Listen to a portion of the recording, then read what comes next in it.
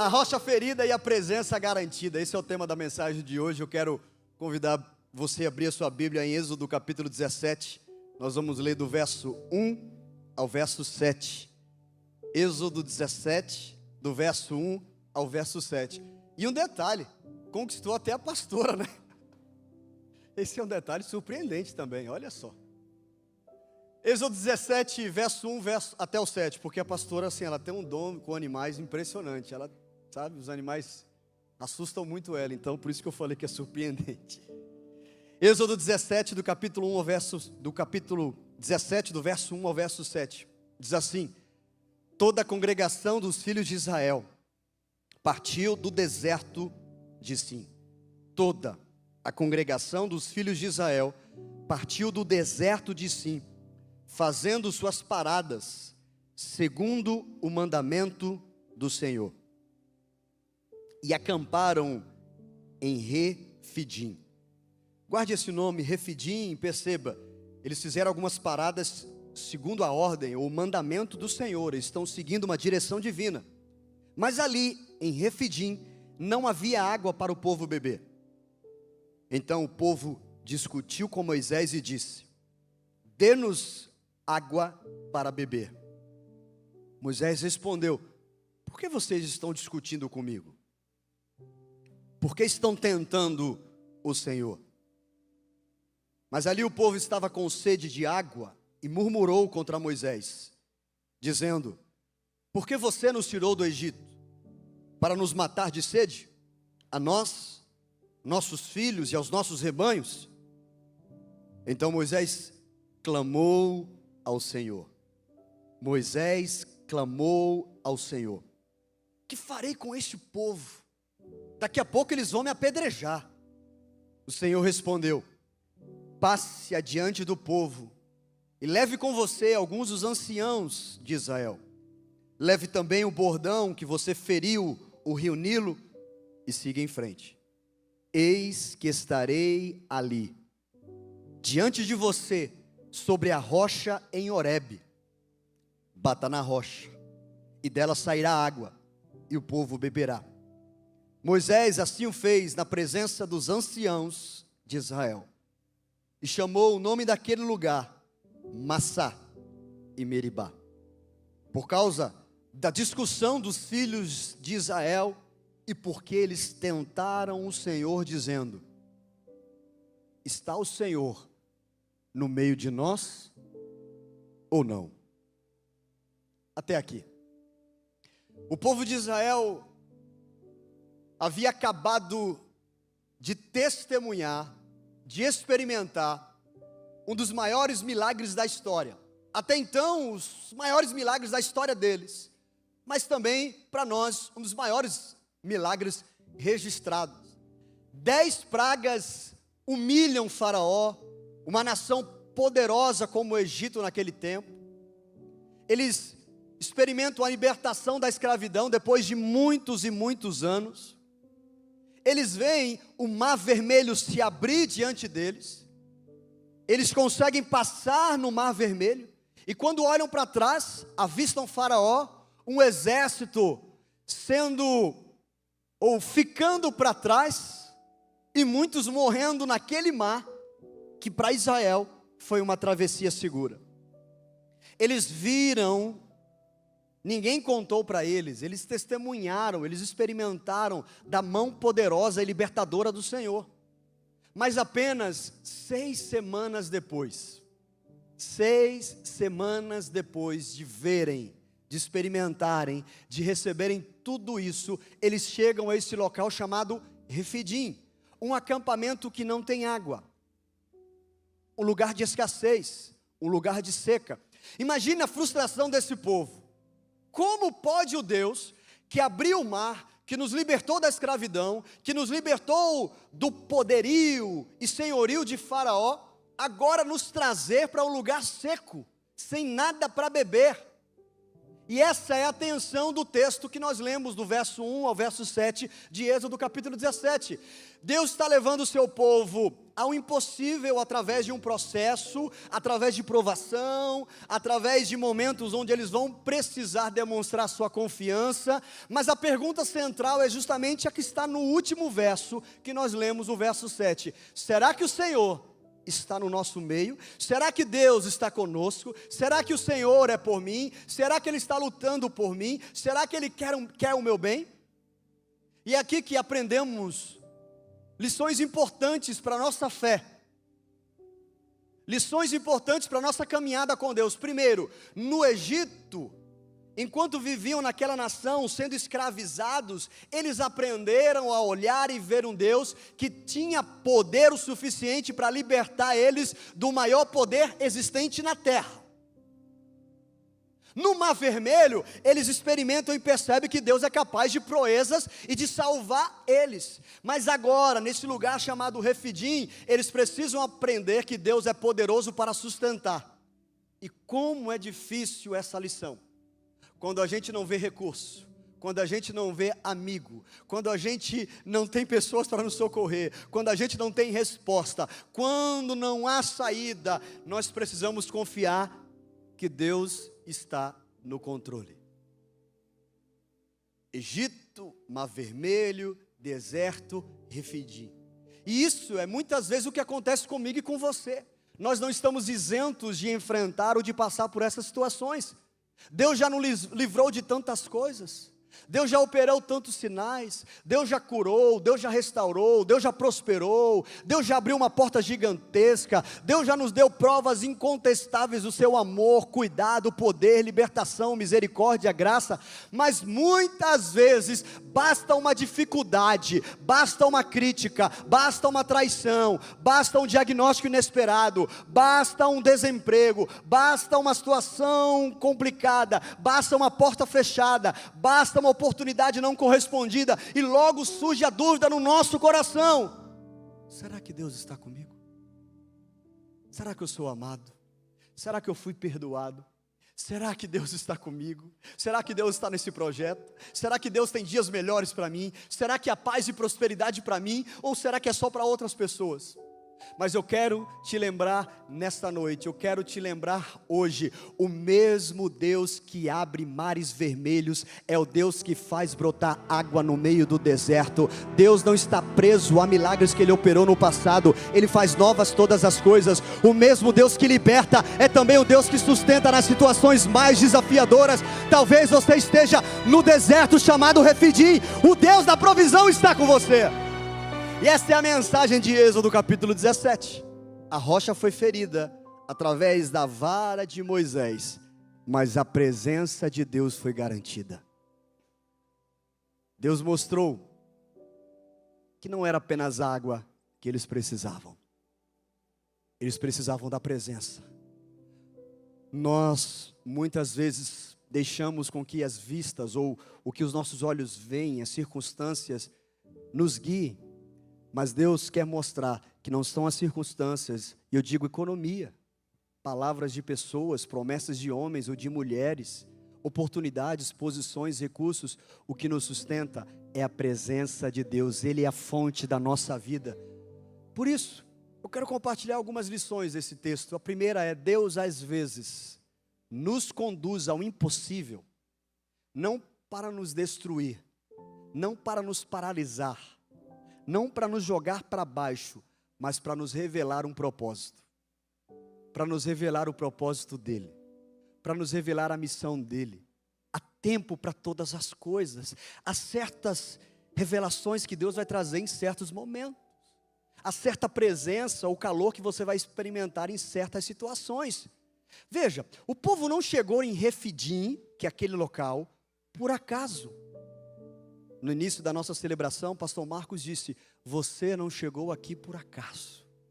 Eu creio, nós cremos nisso. Não é apenas a sua vontade, não foi apenas o convite de alguém, não foi uma carona, não foi simplesmente a sua vontade, foi Deus agindo, conspirando para que você estivesse aqui, para ouvir, para sentir, para perceber, para ser ministrado por Ele. O texto que nós lemos é claro: eles caminhavam conforme a ordem, a direção do Senhor. Neemias capítulo 9, verso 19 vai dizer que havia uma nuvem de dia e coluna de fogo de noite. Ou seja, de dia, vocês precisam de uma nuvem para proteger vocês do calor insano do sol. Mas de noite, diante do frio, vocês precisam de uma coluna de fogo. Deus dava a provisão necessária para eles. Deus estava guiando aquele povo. O mesmo Deus que abriu o Mar Vermelho agora está os levando para um acampamento sem água.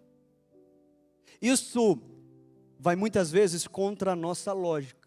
Significa que se você está em um lugar de escassez, se você está em um tempo de sequidão, se você está em um tempo onde parece que não está acontecendo nada, não é acidente, não é acaso, é direção divina, confie nele. Isso precisa quebrar a nossa lógica, porque muitas vezes nós pensamos, se Deus está comigo, tudo vai dar certo, se Deus está comigo, aquela porta vai se abrir nesse exato momento. Não, tem vezes que Deus vai nos levar para lugares de escassez, ou Deus vai permitir que a gente chegue em desertos, que a gente enfrente situações desafiadoras, mas escute com atenção, isso não é para te destruir, isso não é para dizer que você está esquecido, para deixar você abandonado ou sozinho como castigo, não, mas como uma sala de treinamento e aperfeiçoamento da sua fé, como uma sala de crescimento para você, para o seu ministério, para a sua vida, para a sua casa, para a sua família. Veja o que a Bíblia diz, Jó capítulo 1, verso 21, vai dizer assim, saí do ventre da minha mãe, e nu voltarei.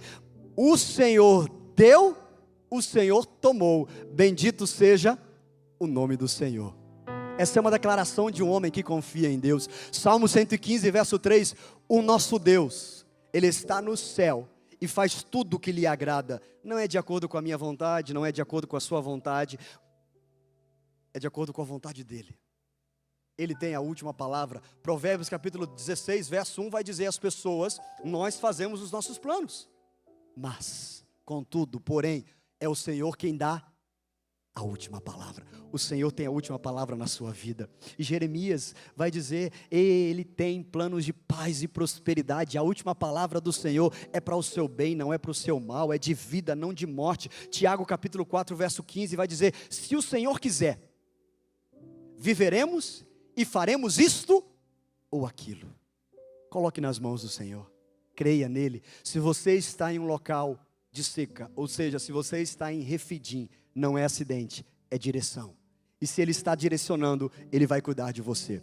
E aqui é um choque de realidade entre milagre e deserto.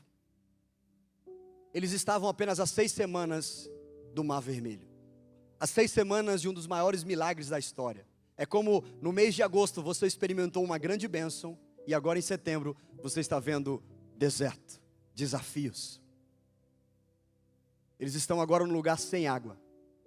E a dúvida ou o questionamento é como pode o mesmo Deus que venceu o Faraó agora permitir que nós estejamos nesse lugar que não tem água.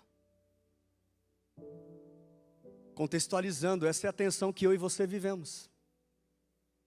Famílias que celebram a vitória ontem, mas hoje estão enfrentando um novo desafio. Viu Deus curar, mas hoje está enfrentando um novo diagnóstico contrário. Ontem viu Deus abrir uma porta, hoje está enfrentando uma parede grande. Ou seja, milagres grandiosos no passado, mas silêncio e seca no presente. Mas o bom é que tem hora para começar e tem hora para terminar. Há um processo, Deus está conosco.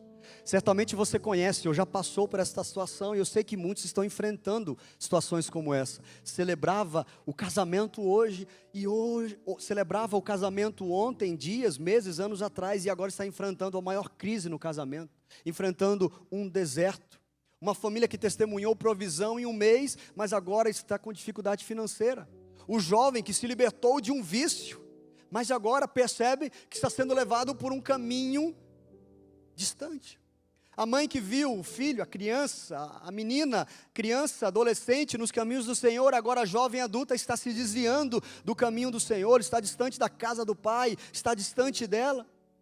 Eu não sei qual desafio você está enfrentando, qual conflito inesperado que surgiu para você, mas eu sei que o Deus que abre mares é o Deus que sustenta no meio do deserto, é o Deus que faz água brotar, é o Deus que dá restauração. Por isso, nós precisamos aprender, o milagre de ontem não elimina os desafios de hoje.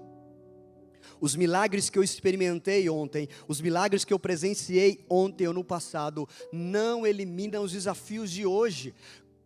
Mas a outra verdade também, os desertos que eu estou enfrentando hoje,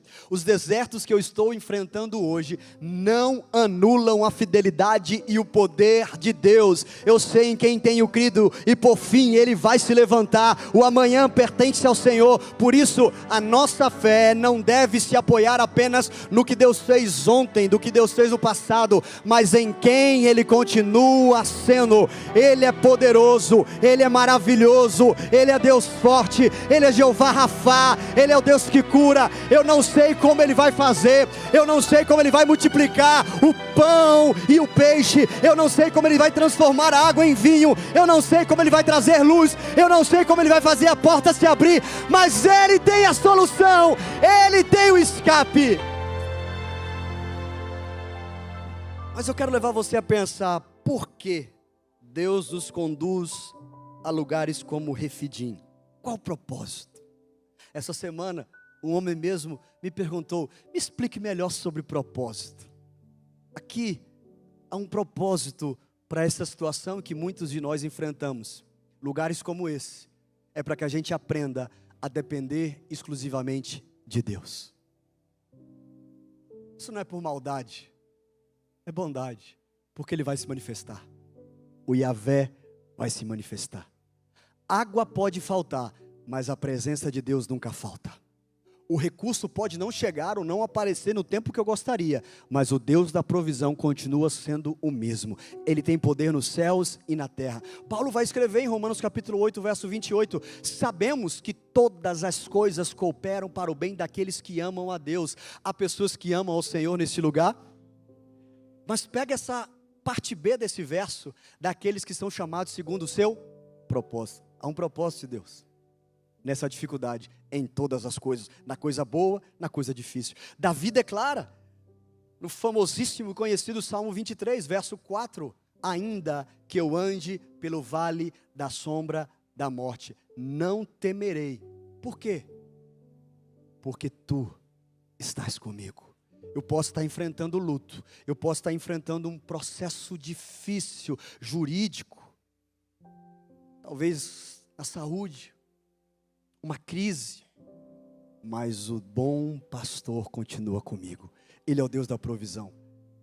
E é preciso saber que o deserto que muitas vezes nós estamos temendo enfrentar é exatamente o lugar onde Deus vai se revelar de uma maneira nova, surpreendente e poderosa. Por isso, decida nesse momento ter atitude de confiança e entregar.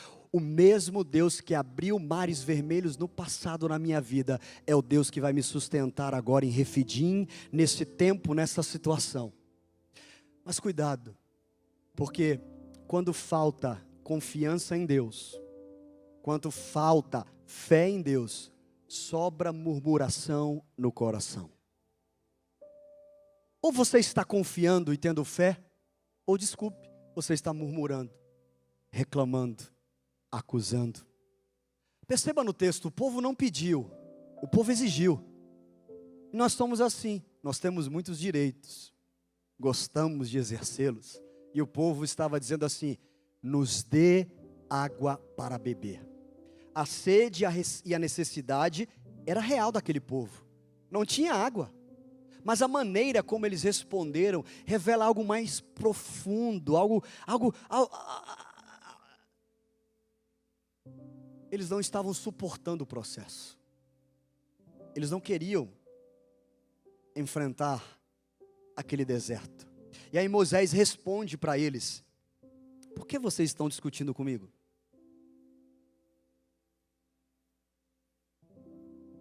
Por que vocês estão reclamando comigo? Em outras palavras, Moisés estava dizendo, não é comigo, é com Deus, Ele nos trouxe aqui. Ele nos colocou aqui. Vamos lembrar do que Ele já fez. E a Bíblia, você vai vendo que ela é clara em ordenanças e direcionamentos para mim e para você. Salmos 46, verso 10 vai dizer, aquietem-se e saibam que eu sou Deus. Eu sou exaltado entre as nações, sou exaltado na terra. Salmos 37, verso 5 vai dizer: entregue o seu caminho ao Senhor, confie, e o mais Ele fará. É fácil, ou deixa eu consertar, é mais fácil entregar do que confiar. A gente até tem uma facilidade maior em entregar, mas queremos cobrar. É entregar e confiar, esperar, o mais Ele vai fazer. Paulo vai dizer em Filipenses capítulo 4, verso 6, não andem ansiosos.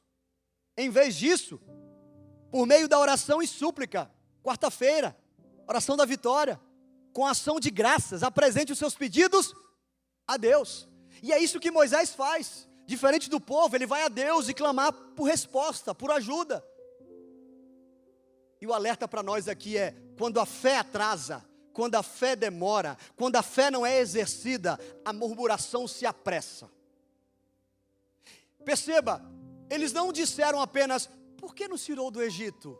Mas eles dizem: você nos trouxe aqui para morrer? Você quer nos matar? Você quer nos esfolar?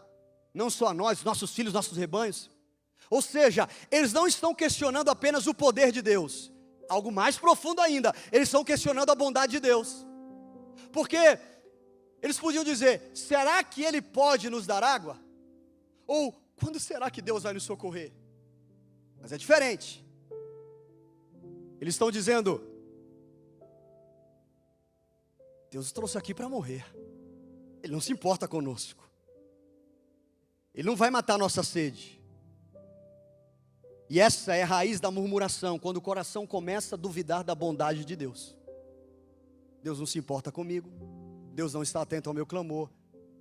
Ele está me fazendo pagar o preço, Ele me tirou daquela situação para chegar nessa que é pior ainda, para morrer na praia. Ele me abandonou, Ele está com raiva de mim. E essa é a mentira que o inimigo, que o diabo, que Satanás vai gerando na nossa mente, vai colocando em nós. Está desde o início, lá no Éden com Eva, a serpente convenceu Eva de que Deus estava escondendo dela algo bom. E muitas vezes o inimigo faz isso: olha, Deus não vai te abençoar não. Se Ele quisesse, Ele já teria feito. Para de fazer isso, para de acreditar, para de ser tolo, para de gastar seu dinheiro nisso. Mas cuidado, a murmuração é o grito de um coração que esqueceu da bondade de Deus. Murmuração é transformar a espera, a paciência, em acusação. Murmuração é deixar de confiar que a rocha viva está presente, que a presença de Deus está conosco. Eu me lembro, 2013, um dos momentos onde estava enfrentando crises internas, pessoais, onde eu fui para o templo orar, mas naquela oração eu comecei a murmurar, reclamar e me colocar numa posição que não era minha. Por que isso está acontecendo comigo, Deus? Eu faço isso, eu faço aquilo, os outros que não fazem conseguiram isso, não consigo ser aprovado nesse exame, dúvida, questionamento, não consigo encontrar a pessoa certa. Será mesmo que eu vou construir uma família? Será mesmo que eu vou encontrar a pessoa certa? E o pior, será mesmo que eu vou ser uma pessoa certa para alguém? E a dúvida. Mas a presença de Deus, mesmo quando a nossa carne começa ou quer dominar, o Espírito é maior do que tudo. E Deus me lembrou das promessas, e Deus me fez levantar e dizer assim: acalma, confia que eu estou no controle. Faça a sua parte, estude, se purifique, se santifique, busque, porque na hora certa vai chegar. Em 2013, o que eu enfrentava até então, uma das maiores crises pessoais, ministeriais e profissionais, foi o dia que eu encontrei a Amanda, me casei, dia 21 de dezembro de 2013, uma porta gigantesca se abriu em outra nação, em um grande seminário. Foi o ano que eu consegui também a aprovação no exame da ordem. Enfim, eu não sei o que você está enfrentando, mas eu sei do Deus que está nesse lugar, está dizendo: confia, você entregou, eu vou te dar o que você precisa na hora certa. O que Israel fez em Refidim não foi apenas reclamar da água, mas foi rejeitar a confiança em Deus. Sabe qual foi a consequência? Esses que rejeitaram, que reclamaram e murmuraram, não entraram na terra prometida. Números capítulo 14, do verso 22 ao 23, você pode ver. Isso nos traz um alerta. uma decisão. Qual? Diante da espera, diante do atraso, não deixe a sua mente, a sua alma gritar e dizer: Deus se esqueceu de mim. Mas adore, busque, confie. Diante de uma crise, diante de uma traição, diante de um abandono, não se volte a Ele com amargura e nem reclamação, mas intensifique a sua oração diante do Pai. Diante do silêncio não há respostas, sabe, não há saída aparente. Não pense que Ele não está se importando com você, mas Ele tem a resposta, o escape, a luz, a saída na hora certa. O problema daquele povo não era a falta de água, era a falta de fé. Não deixe que a falta de fé se estabeleça na sua vida, na sua casa, na sua família. Exerça a sua fé a dias melhores. Deus vai te levar a águas transbordantes. Em breve vai sair água desta rocha, porque Deus oferece graça e a sua presença é a verdadeira fonte de vida. Deus é um Deus gracioso, misericordioso. Nós vemos isso nessa história. Deus oferecendo a sua graça e a sua presença de uma maneira poderosa. Diante daquela revolta, Moisés se desespera e ele vai para Deus: o que eu vou fazer com esse povo? O que eu faço com essas pessoas? O que eu faço nessa situação? Eles estão a um passo de me apedrejar. Deus, me ajuda. E a resposta de Deus poderia ter sido: olha, acabou a minha paciência, eles vão ver o meu juízo agora. Mas não, o Senhor responde com graça, com misericórdia. E o Senhor disse: eu vou lhes dar água.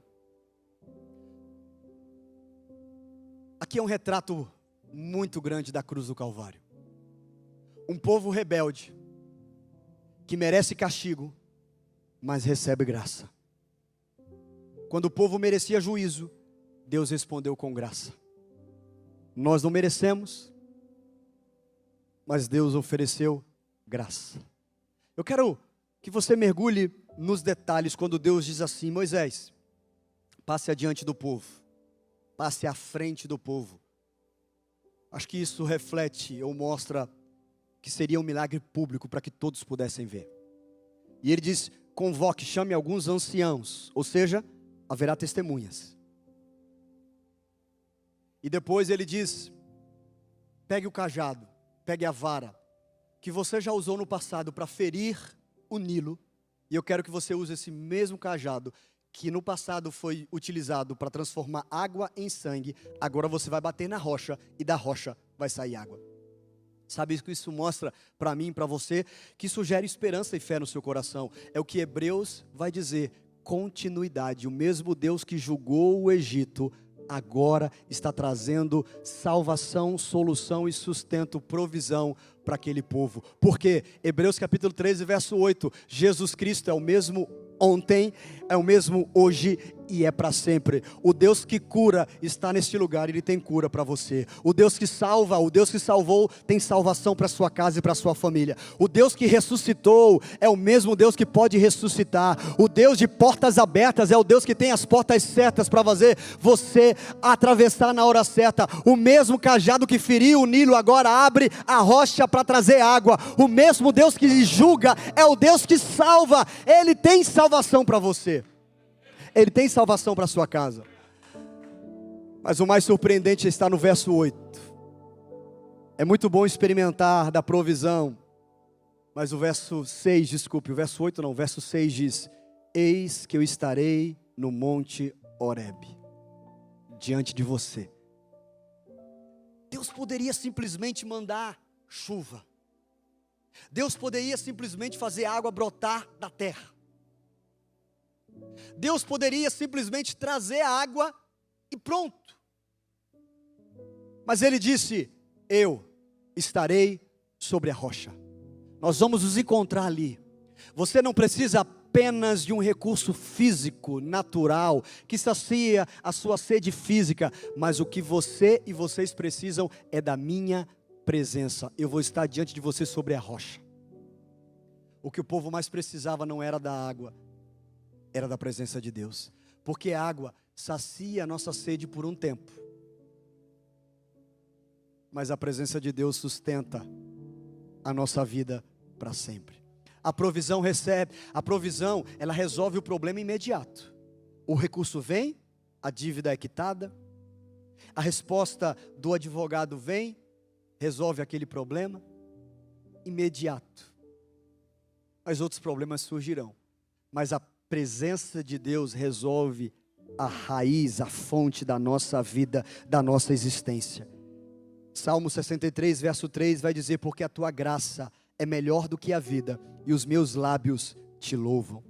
Êxodo 19, verso 4 vai dizer assim: vocês viram o que fiz aos egípcios, e como levei vocês sobre asas de águia, e os trouxe para perto de mim. O que Deus estava ensinando em Refidim para esse povo, o que Deus quer nos ensinar hoje, é que a maior bênção não está na água, na casa, no carro, no emprego, na posição, no status, mas nele mesmo. Você pode até pensar que você precisa de um recurso, mas o que você mais precisa é da presença de Deus, é da presença do Pai. Quarto, Deus transforma deserto em altares. Deus transforma desertos em altares, mas o coração endurecido os transforma em memoriais de incredulidade. Depois do milagre da água, você acredita que esse povo não reagiu com gratidão? A fé deles não ficou mais avivada? A fé deles não foi renovada? Não trouxe esperança para eles naquele momento? Moisés poderia ter chamado aquele lugar de a água da rocha. Poderia ter chamado aquele lugar de Deus é fiel. Moisés poderia ter dado nomes que representassem isso, mas sabe como Moisés chamou aquele lugar? Massá e Meribá. Sabe o que isso significa? Massá, prova, teste. Meribá, contenda, discussão. Em vez de ser lembrado como lugar da provisão, aquele lugar ficou marcado como lugar da murmuração, da discussão, da contenda. Não foi o memorial da graça de Deus para aquele povo, mas da incredulidade do povo para com Deus. Isso é um alerta para mim, para você. Alguns desertos poderiam ser altares de confiança. Alguns desertos poderiam mostrar a minha confiança, a minha fé em Deus, mas acabam virando memoriais de murmuração. Porque a prova vem, o dia mau vem, mas há um caminho para seguir. Alguns escolhem o caminho da murmuração, outros da desistência, outros da traição, outros do abandono. Sabe aquele negócio, cuspir no prato que comeu? E o resumo desse verso está no... E o resumo deste momento está no verso 7. O Senhor está no meio de nós ou não? Para mim, isso aqui é um absurdo. Depois de tudo, tantos milagres, tantas bênçãos, tantos livramentos, o Deus que abriu o mar, derrotou Faraó, desceu em nuvem, em fogo, deu maná, comida diária, fez com que as roupas e calçados não se desgastassem enquanto ele estivesse no deserto. Agora questionado, será que o Senhor está conosco? Mas o pior é que nós fazemos isso, eu faço. Se Deus está comigo, por que essa porta se fechou? Se Deus está comigo, por que o desemprego chegou? Se Deus está comigo, por que essa doença não vai embora? Se Deus está comigo, por que eu não recebi a resposta que eu tanto pedi, jejuei, orei, busquei? O Salmo 95 vai nos relembrar esse episódio que nós estamos meditando. Hoje, se ouvirem a sua voz, hoje, se você está ouvindo a voz, não endureça o coração. É uma decisão humana de não endurecer, de não se trancar, de não fechar. E aí ele continua, não endureça como em Meribá. É esse episódio que o salmista está se referindo. Como naquele dia em Massá, no deserto. Ou seja, aquele povo endureceu o coração. Sabe, recebeu e disse assim, não fez mais do que obrigação. Também, eu já fiz tanto. E continua, quando os pais tentaram, colocando Deus à prova, apesar de terem visto as minhas obras. Palavras do Senhor, Salmo 95. Portanto, o maior pecado de Refidim não foi a sede, mas foi a incredulidade. A falta de confiança, confiança no poder de Deus, confiança na bondade de Deus. E o autor de Hebreus também vai fazer essa aplicação e um alerta para nós. Hebreus capítulo 3, verso 7 e verso 8. Se vocês ouvirem a sua voz, não endureçam o coração de vocês, como na rebelião durante o tempo da provação no deserto. Era um tempo de provação, era um tempo de teste, era um tempo de treinamento, mas houve rebelião, houve contenda, houve discussão que não era para existir. Paulo também vai escrever: essas coisas que aconteceram a eles nos servem como exemplo. E é isso que Paulo está dizendo para mim e para você. Elas foram escritas, registradas como advertência, para que eu e você, que vivemos nos tempos e nos fins dos tempos, estejamos alertas, para que a gente possa vigiar. Portanto, se vocês pensam que estão de pé, cuidem para não cair. É o alerta de Paulo. Lembra daquele episódio lá, Êxodo capítulo 17, você que está aí de pé, achando que é isso, que é aquilo, cuidado, hein? O recado é claro, gente, não repita o erro de Israel, não endureça o coração diante da espera, não transforme o silêncio dos céus, de Deus ou das pessoas em murmuração, não deixe o deserto roubar a sua fé. Portanto, o teste de Refidim continua para mim e para você. Você vai decidir confiar na rocha, ou você vai decidir duvidar da presença de Deus? Eu vou confiar na rocha ou duvidar da presença? Saiba que Jesus Cristo é a rocha verdadeira e a rocha ferida. E Ele é a garantia definitiva da presença de Deus conosco. Cristo, não um santo, uma santa, uma igreja, uma religião. Cristo. Ele é a rocha verdadeira e Ele é a rocha ferida. A rocha ferida, a rocha que a vara de Moisés bateu, ou seja, feriu a rocha. Mas esse Jesus é a rocha que também foi ferido. Paulo vai interpretar isso lá em Coríntios capítulo 10, verso 4, vai dizer: todos beberam da mesma água espiritual. Todos beberam da mesma água espiritual, pois beberam da rocha espiritual que os acompanhava, e essa rocha era Cristo. Meu amigo, minha amiga, a água que você precisa beber nesta noite é Cristo. Aquela rocha no deserto não era apenas uma pedra comum, era um sinal profético, uma sombra que apontava e aponta para Cristo.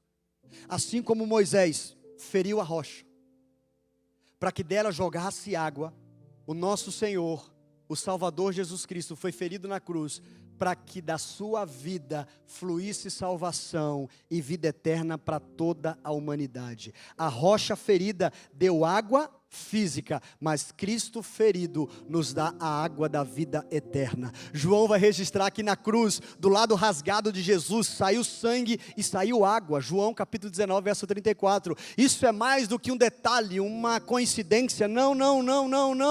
É o testemunho de que Ele é a fonte que sacia eternamente. Ele é a fonte da água viva eterna. E o próprio Jesus diz para mim e para você, João capítulo 7, verso 37, família renovada, se você tem sede, venha a mim e beba. Quem tem sede, vá até Cristo beber. Quem crê nele, como diz a Escritura, do seu interior fluirão águas vivas.